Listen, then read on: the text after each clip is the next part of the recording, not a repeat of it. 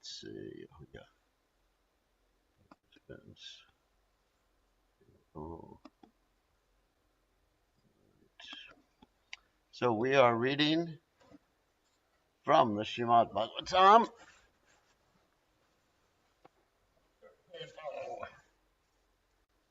And chapter 5. Let's see, yesterday, oh yeah. Yesterday we did 40, today we do 41.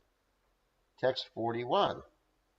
Om Namo Bhagavate Vasudevaya.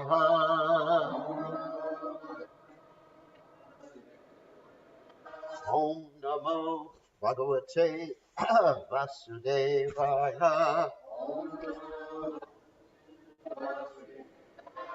Om Namo Bhagavate Vasudevaya.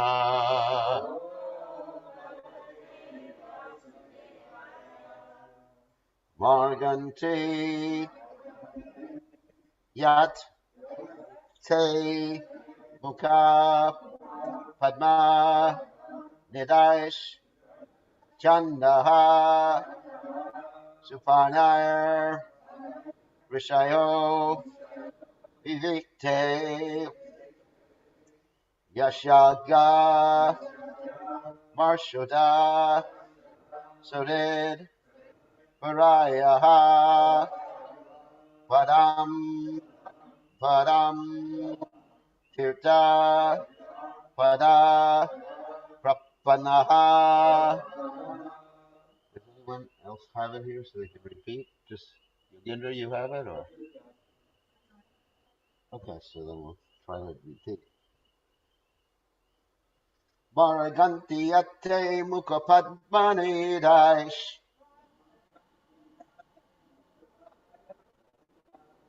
Chanda Suparna Suparna Rishayo Vivikte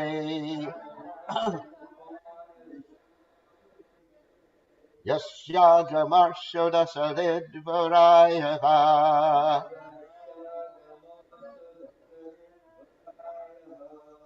Param Param Tirtha Pada Prapana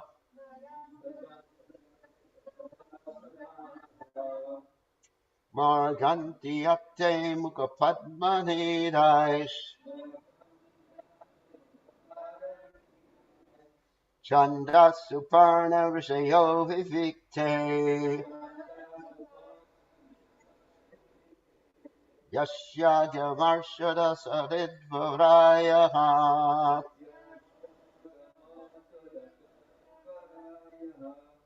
Padam Padam Tirtha Pada Prapannaha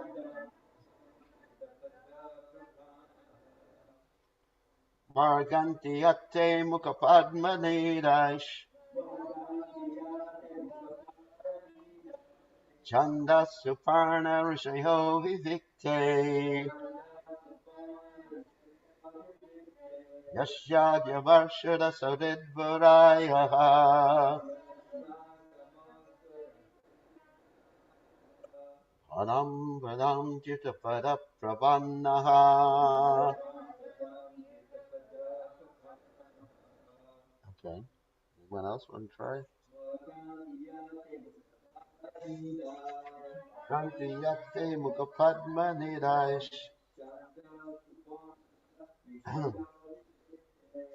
Chanda Suparna Rishayo Vivikte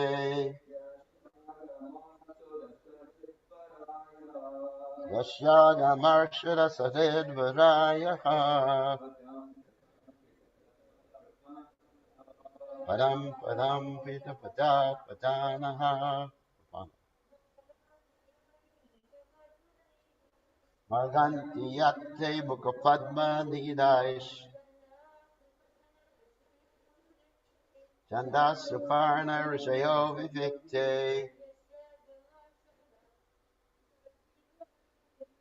Yasyaga Marshada Sadid Varayaha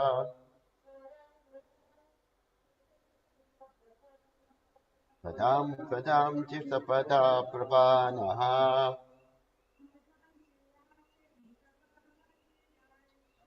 Ganti Yate Mukapadmani, guys.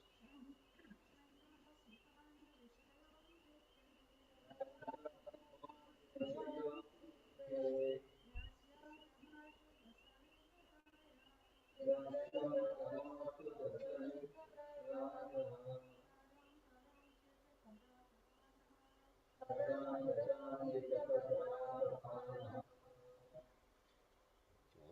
Can you hear me all right back there?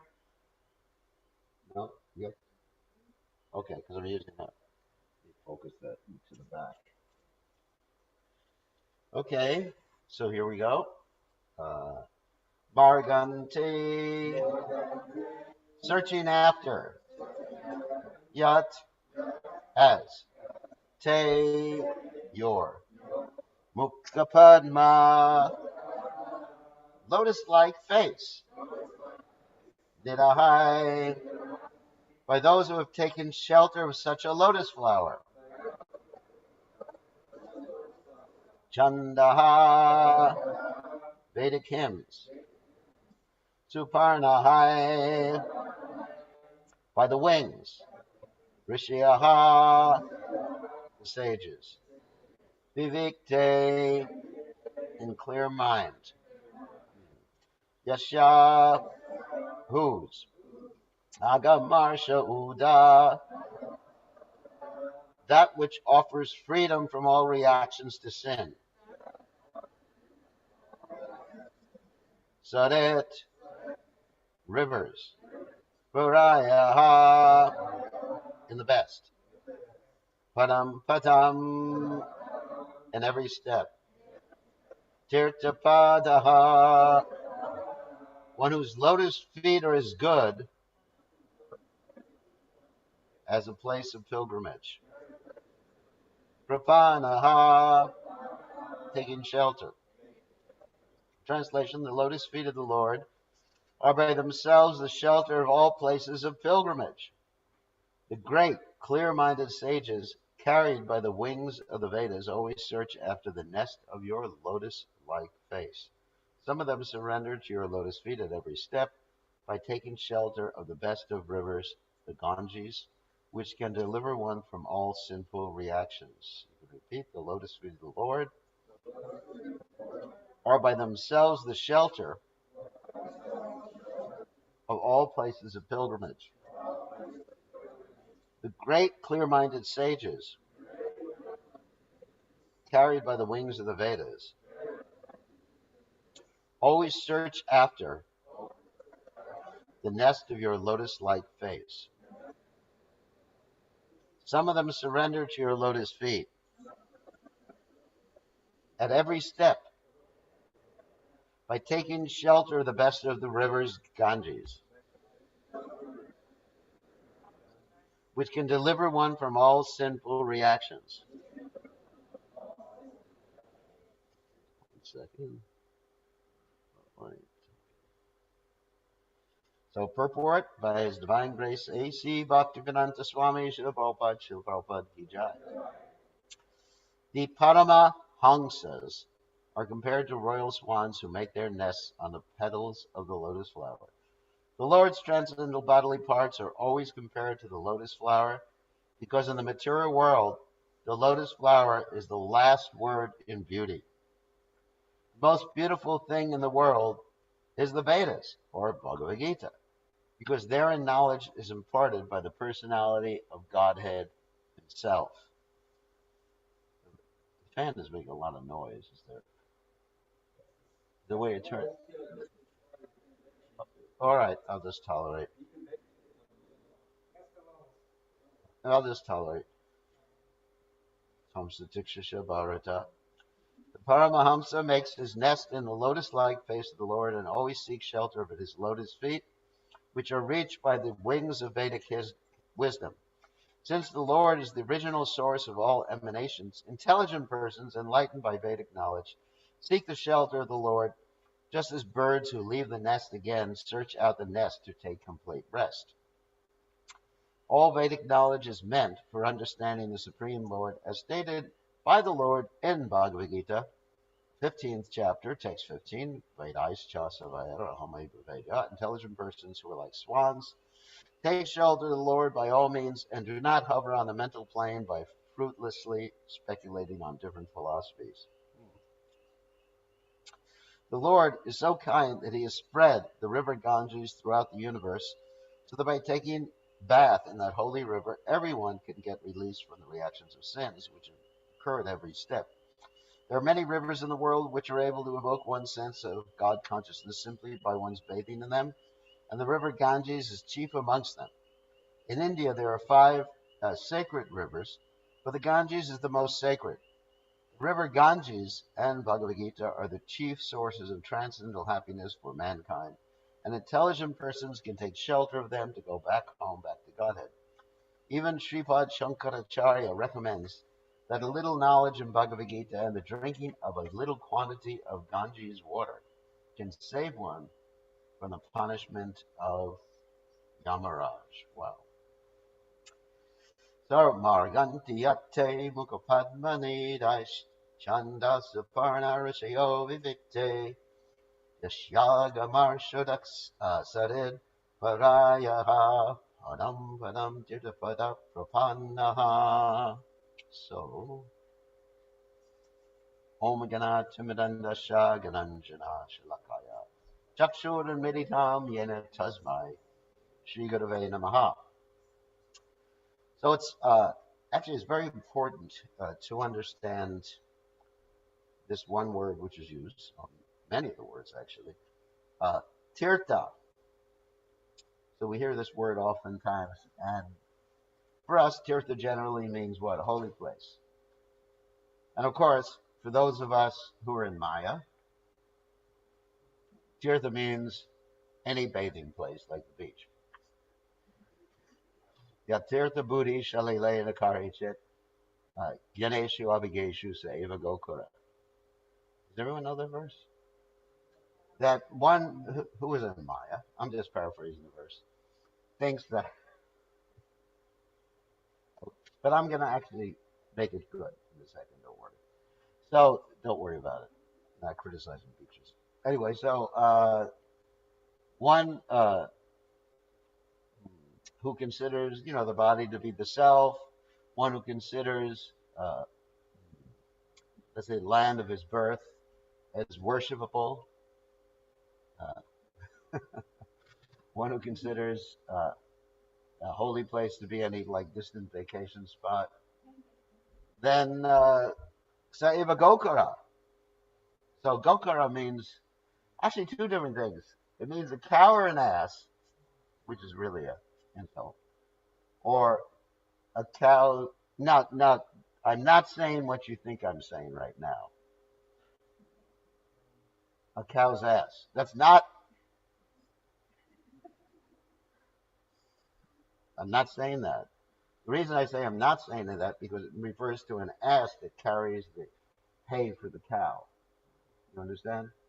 Not referring to the hind portion of the cow, which is auspicious. So, you got these asses, like asses in India, and you can see they're carrying so much load that you can't see them. You just see the load going down the street.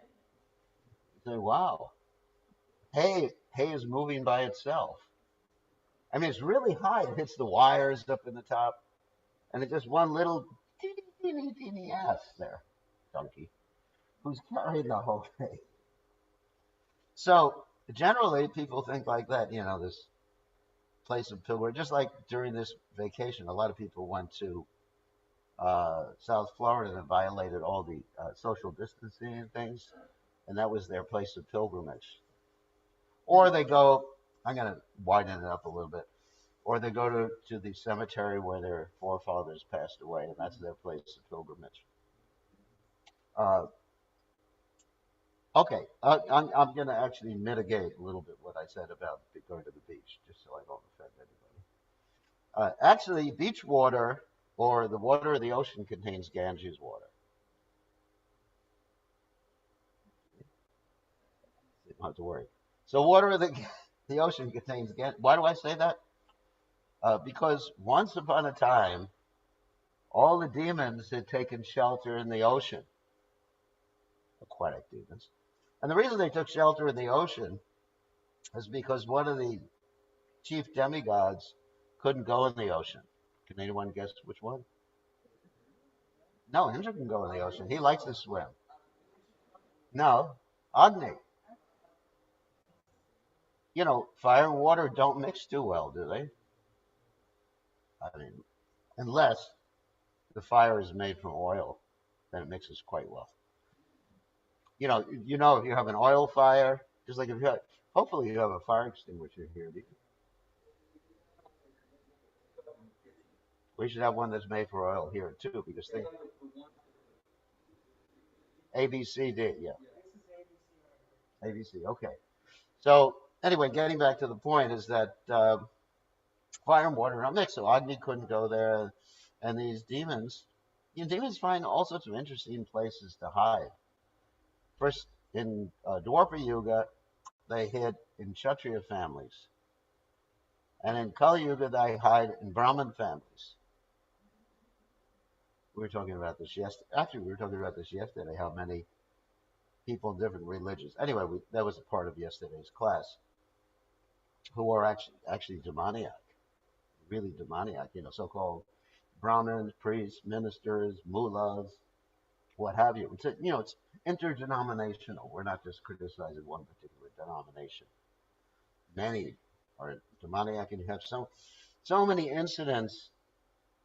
Every religious society has to do with incidents of pastoral abuse, child abuse. I mean, every single organization is dealing with that. I mean, the Boy Scouts recently had to declare bankruptcy because of that. I mean, it's all over the place. So the leaders of society are really degraded, particularly the religious leaders are degraded. And in the Bhagavatam, it describes that in Kali Yuga, religion is just a change of dress. It's one of the symptoms. In other words, one is considered religious because they wear a certain style of dress. If I was to put on a priestly collar, then everybody would think, oh, he's a priest, father. They call me father. I remember one time I was doing Sankirtan in Miami. So in order to distribute more books and make more money, I put on a Jewish yarmulke. And everybody, they were throwing money at me. Fantastic. So anyway, that's you should try that. So anyway, in Kali Yuga, it's described in the Bhagavatam that religion is just a change of dress. People dress in a certain way, and you think they're religious because they're dressed in a certain way.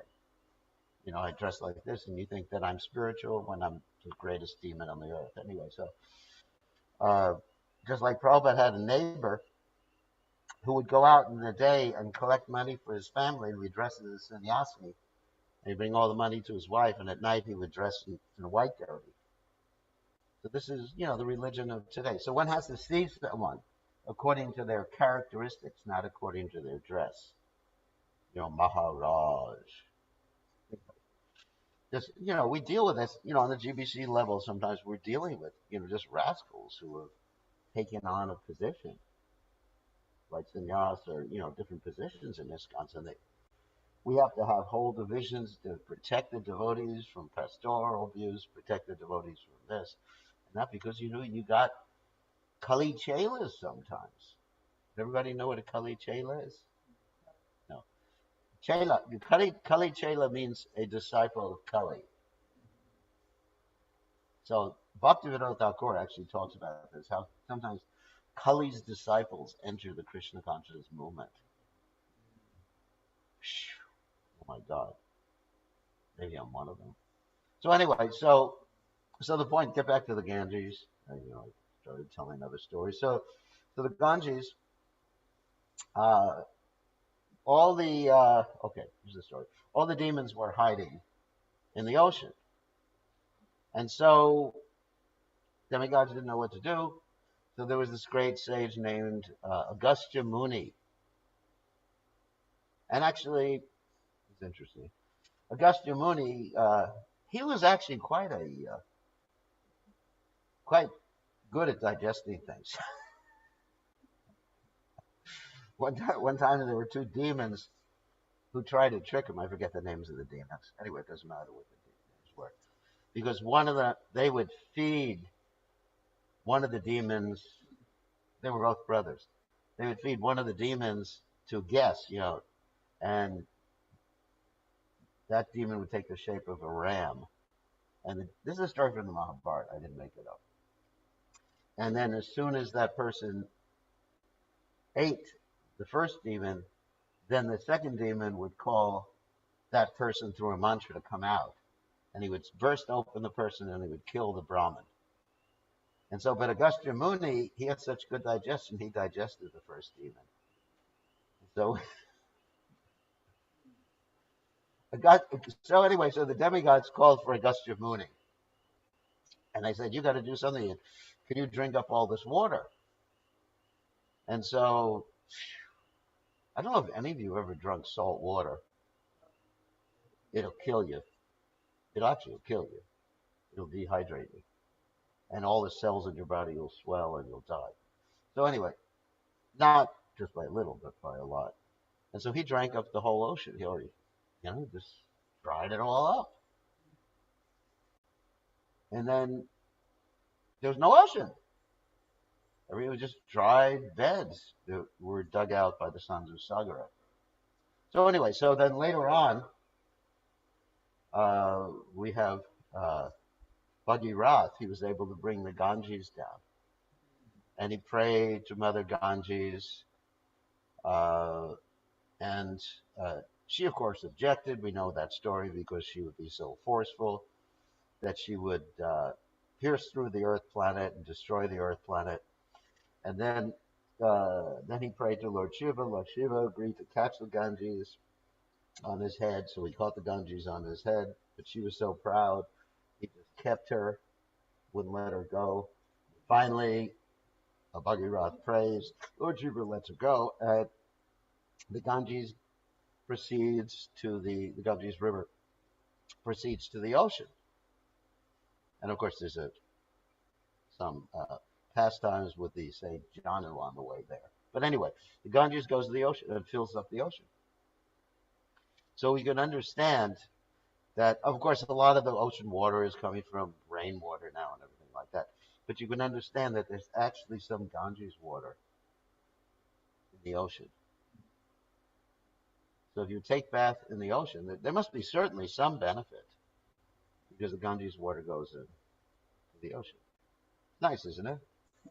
So you can go to the beach, and in one sense it's a place of pilgrimage. So I got myself out of trouble with some of the devotees here. So anyway, so getting back to the word tirtha. The word tirtha basically means to cross over. To cross over from the material world to the spiritual world. Which is really interesting. Just like the scientists sometimes talk about the black hole in space or something like that. And you go through that and end up at the other side of the universe or something. So, and go faster than the speed of light. So by going to a tirtha, a real tirtha, real crossing place, you can actually enter into the spiritual world. So Prabhupada commented that each and every temple in the Krishna conscious movement was a tirtha. He said it Vaikuntha. He used the word Vaikuntha, which means without anxiety. So I'm going to explain to you in a second why you are experiencing anxiety in the tirtha. He said, Prabhupada said, it's Vaikuntha, then why am I in so much anxiety? Actually, there's two reasons. Like someone who's in charge of the tirtha, like Yogendra, he's in anxiety. Who's going to do the arti? Who's going to pay the bills?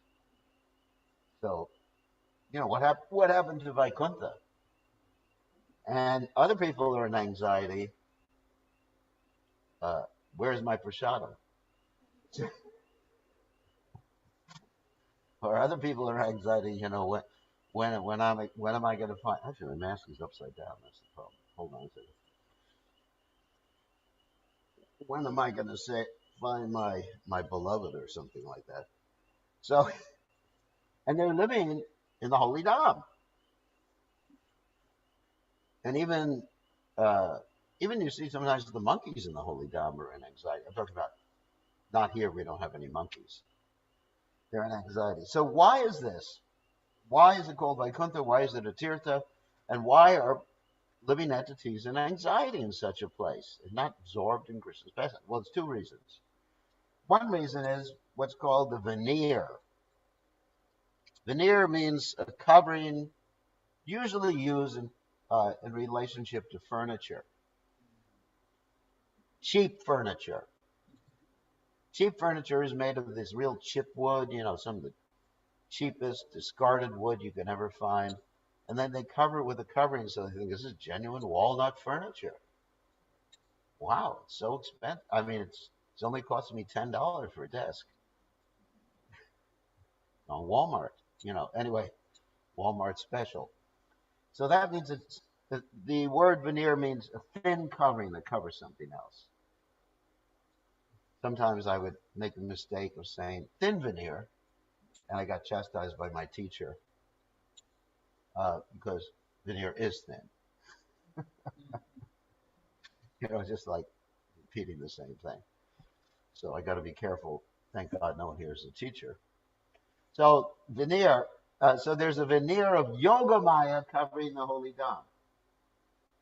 So even though someone may be here physically, they're actually not entering into the mood of the holy. They may experience a little bit, but you have to have pure consciousness. Just like the spiritual world is protected by Jai and Vijay. Like we have Jai and Vijay at the door there. And, some people will come in and they'll just see, figures on the altar. And Prabhupada said, if you think Krishna's a statue, he'll just remain a statue for you. It's a fact. I mean, Krishna is there, obviously. The holy name is there. But Naham Prakasha Sarvasya Yogamaya Samavrata. That's a verse from the Bhagavad Gita. For those who are Mudayam Navijanati, those who are mudhas, there's that word ass again. Then I cover them with Yogamaya. So actually, they're physically in the Holy Dham, but they're not really in the Holy Dham. Why? Because you are where your heart is, where your consciousness is. Just like Prabhupada said, when you could travel at the speed of the mind. Like right now, if I close my eyes and I think of Vrindavan, I'm in Vrindavan. Really. And, if I think I'm at the beach, the beach anyway. So you can travel at the speed of the mind. You are where your consciousness is. Because you're really not where your body is. You're not the body. Are you? I don't think so. You're not the body. You're not where your body is. Like you could say, there's a mosquito or a cockroach on the altar. So he's on the altar. Of course, Prabhupada did tell the story about the rat who kept the light lit on the altar, and then he left his body because of that. He went back to God. I mean, that's a different thing. But Prabhupada told the story. He said something like the mosquito or the bug is on the spiritual master. It doesn't mean he's close to the spiritual master. He's biting him. So you can be here and not here. That's the point I'm making. Because really, we're not the body. So we're not really where our body is. We're where our consciousness is. So if you have Maya consciousness here, then Naham Prakasha Sarvasya Yoga Maya Samavrata. You're covered, and the material energy is covering you, and you're not here in the Holy Ghost. That's one reason you're in anxiety, and you're covered by all your desires and everything like that. It's not an all or nothing thing. you may be coming in and out of holy Dham consciousness from time to time. So that's one reason why one would experience anxiety here. Another reason is that there's spiritual anxiety, like we talked about Yogendra's anxiety. His anxiety is anxiety, spiritual anxiety, the pleasure of Krishna. Like, oftentimes people think that the spiritual world is like the version of that, like Walt Disney thing. It's a small world. Anyone's been to Disneyland? No. You're all innocent people. They have this little puppet show, and all the puppets are dancing around, and everybody's smiling. It's a small world, isn't it? Love, love, all you need is love. They think the spiritual world is something like that. No.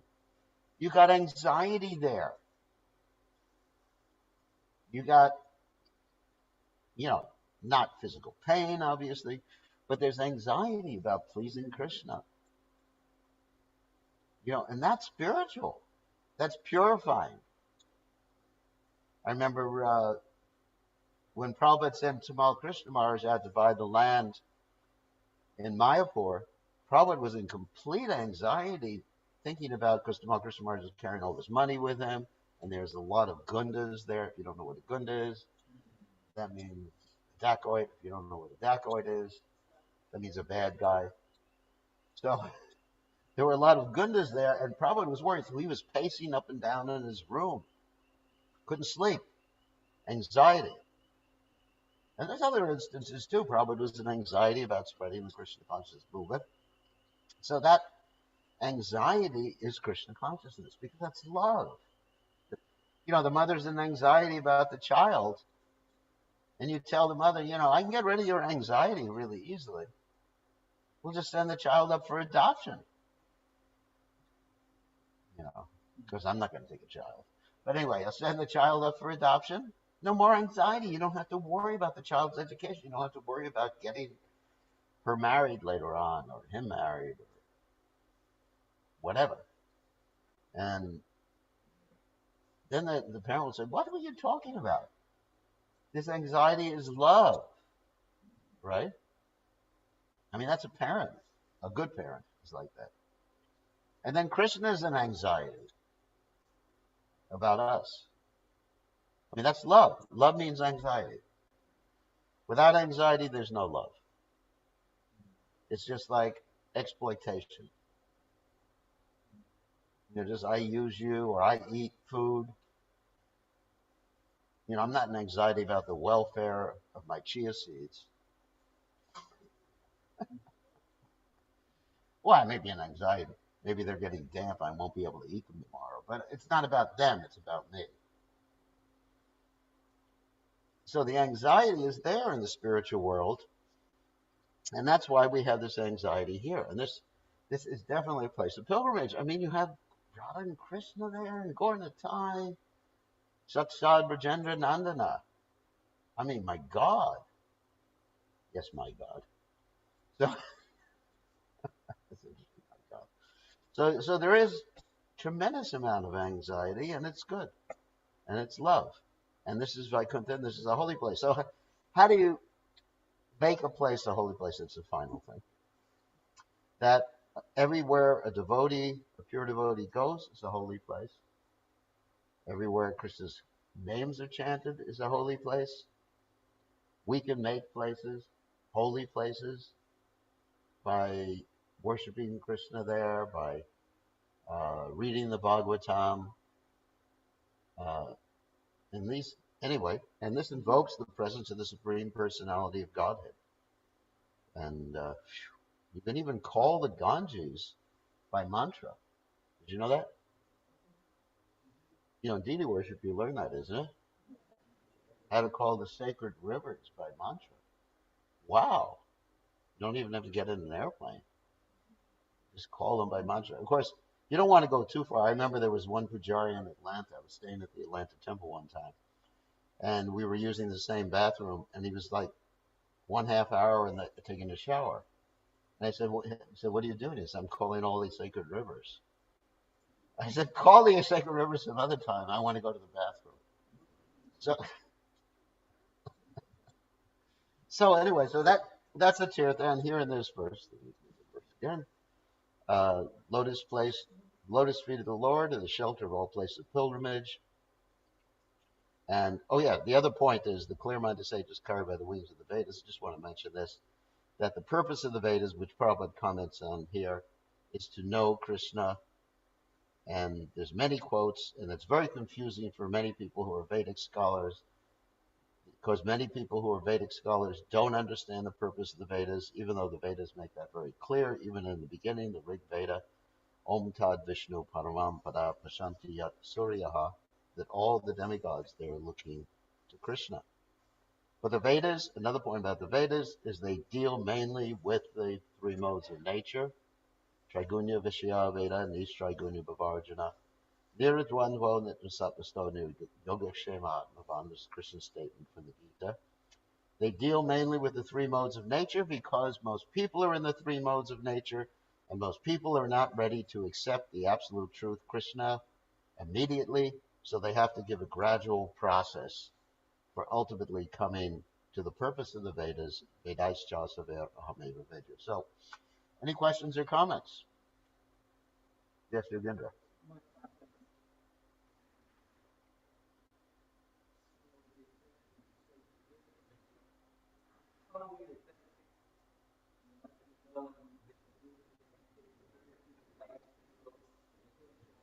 Yeah.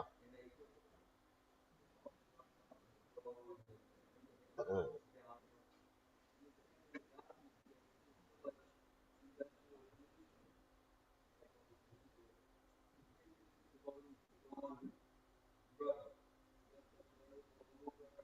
yeah.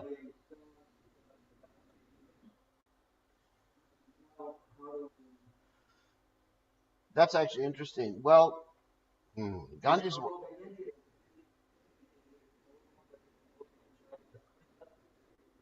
Yeah, yeah. I mean, I was part of the cleanup campaign for the Yamuna. So I'm well aware of what you're saying.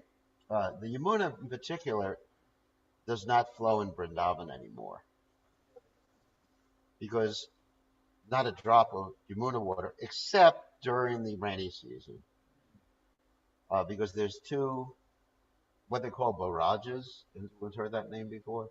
It doesn't mean it's a dam. That's a name for a dam in India. Barrage.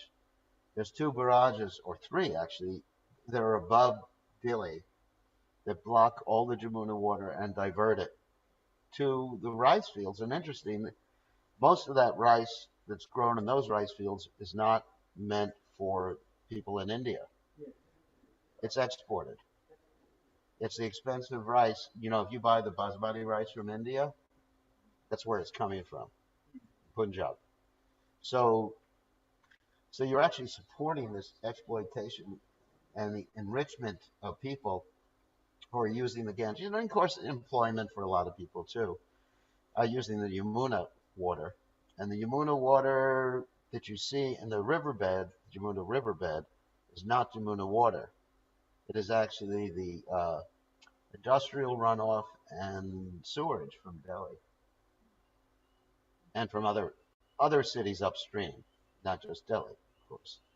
And I mean, spiritually, yes, the Yamuna is there because it's Vrindavan. But as far as the water itself, many people have gotten sick and there have been some deaths from going into the water.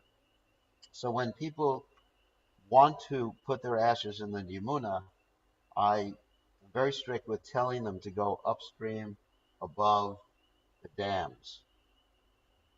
You know, you don't have to go all the way to Yamunotri, source of the Yamuna, or even in the Himalayas, but you know, a little bit above Delhi, you can find Yamuna water, and it's very pure and clear at that particular point, and you can bathe in it, and you can do all sorts of things. But one has to be, I'm not saying scientific, but aware of reality.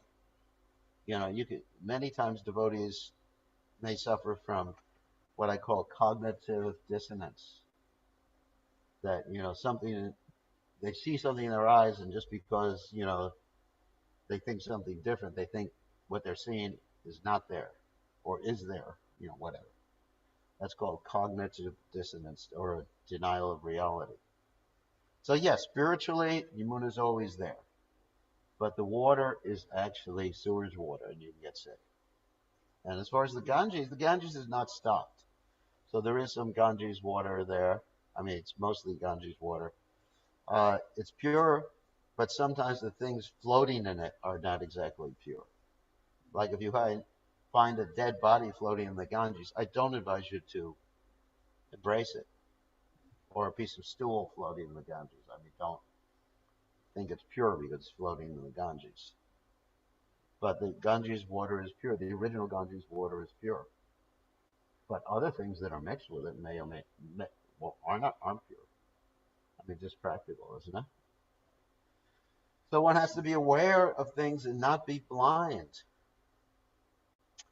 Not be blind. I mean, reality is reality. And yes, I was working on that program to bring the Yamuna back. It hasn't been successful yet. We had many pilgrimages, parades to Delhi. I mean, I wasn't there in the parades, but many of our members were there with kirtans protesting. The Prime Minister of India wants to free the Yamuna, but like any situation, there are political considerations that so many people are dependent on their livelihood because of the present situation with the Yamuna water. So I'm not going to second guess the politicians, but that's what's happening.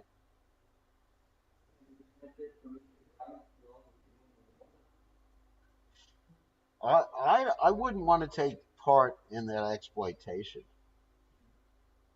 I mean, to me, people are being exploited, and they're not feeding people in India. They're feeding people, basmati rice, feeding all of us who have the money to spend on basmati rice. I, you know, I'm, uh, that's my. I'm not saying it's wrong or right. That's my ethical judge, my own personal ethical judgment, and I'm not passing judgment on anybody else who's doing it or not doing it. I have just my own moral and ethical standards. Yeah,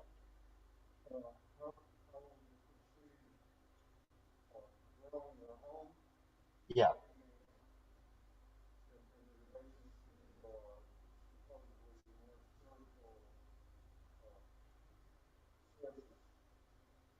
you grow your own rice. You mean? Yeah, I mean, if we could grow rice here. For many years, they had a type. I don't know if they still have it. A type of basmati rice called Texmati. It was grown in Texas, so we have a good climate for growing rice here.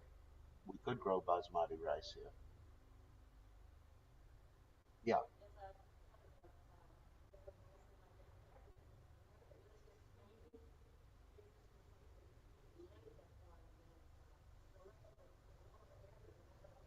hmm.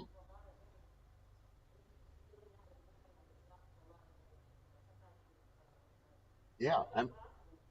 I mean, if we landscape the land practically here, like you were talking about yesterday, with lakes, different lakes and everything, we could grow 100 acres of rice here. So, in the future, I mean, Prabhupada's vision was that farms were for simple living, high thinking. Now whatever. But so ultimately, we have to show people how you can live simply without using so much modern technology. Yeah,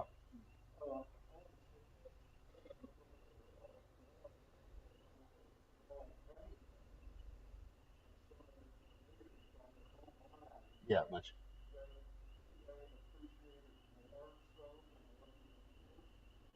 I think so. Prabhupada also talked about growing locally.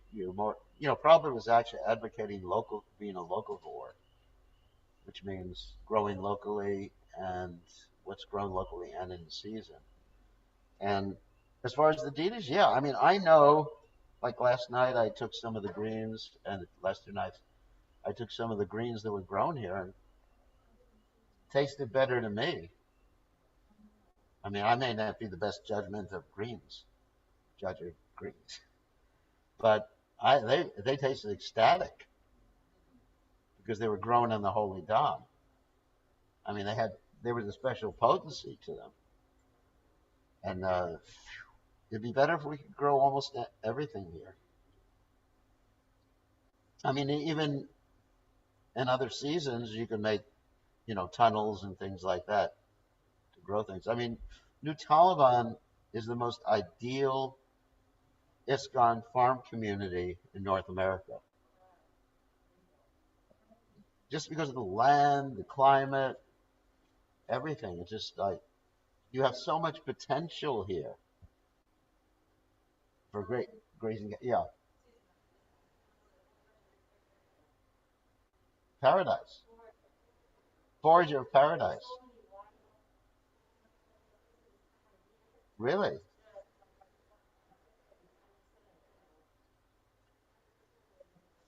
All right, so I'll just go into the woods and just like I'll have to have 3 boots though before I start eating. Yeah, gotta watch out for those wild boars though. And what else? The snakes, wild boars, and fire ants. They can get you. But yeah, it's a great place, and there's so much potential, amazing potential here. But we have to realize that potential. That's up to us. Now that we sit back. Okay, I think I have to end because it's already late. Oh my God. Oh, someone sent me a message. My husband will be there. You don't worry. All will be peaceful. That's the problem with having these electronic devices. People can reach you in the middle of Bhagavatam class. And send, oh, yeah,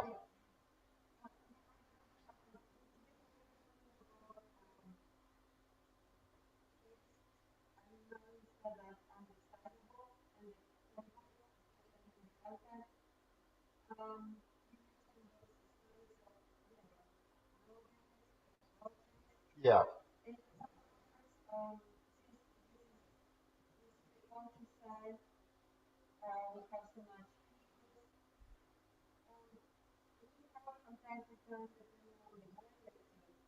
mm,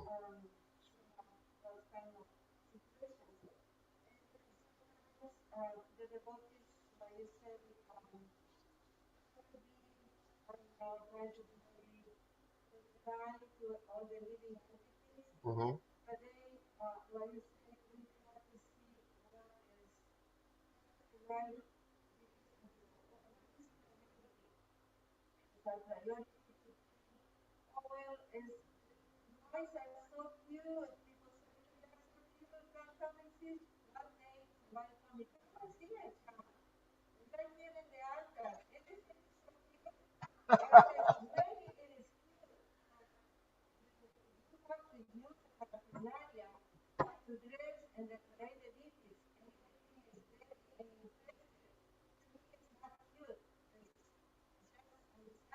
yeah. I agree. The mice on the altar are not cute.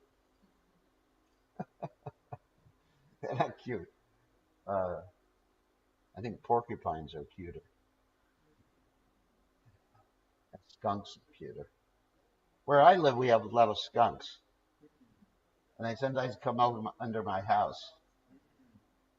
So yeah, we have to understand. I mean, we keep the deer out of the garden, so we should keep the animals off the altar, unless they say Achman first. Okay, on that happy note, I think we have to end. All glories to His Divine Grace, Srila Prabhupada, Srila Prabhupada Ki Jai. Haribol. Oh, we see Ishwar Chaitanya and his Mataji.